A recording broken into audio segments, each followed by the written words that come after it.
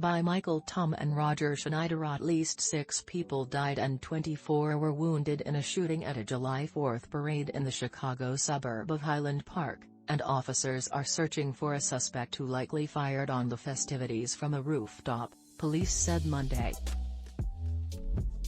Highland Park Police Commander Chris O'Neill, the incident commander on scene, urged people to shelter in place as authorities search for the suspect, described as a white male wearing a white or blue t-shirt. Lake County Major Crime Task Force spokesman Christopher Covelli said at a news conference that the gunman apparently opened fire on parade goers from a rooftop using a rifle that was recovered at the scene.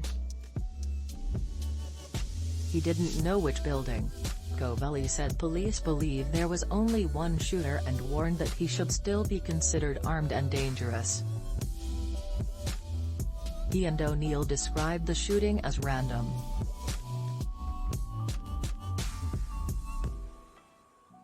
Police have not released any details about the victims or wounded.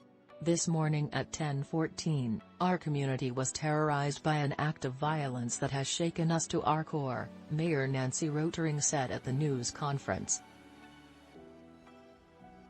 Our hearts go out to the families of the victims at this devastating time. On a day that we came together to celebrate community and freedom, we are instead mourning the tragic loss of life and struggling with the terror that was brought upon us.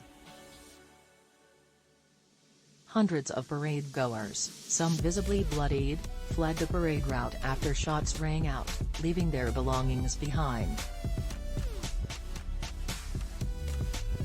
As of early afternoon, ominous signs of a joyous event suddenly turned to horror-filled both sides of Central Street where the shooting occurred.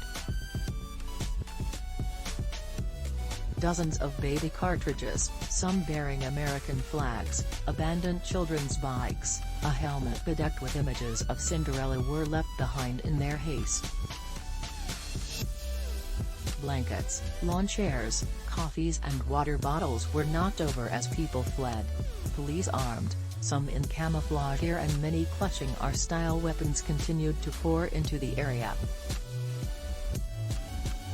Highland Park Police initially said in a statement early Monday afternoon that 5 people had been killed and 19 people were taken to hospitals. But those numbers were revised soon after at the news conference. Video shot by a Sun-Times journalist after the gunfire rang out shows a band on a float continuing to play as people run past, screaming.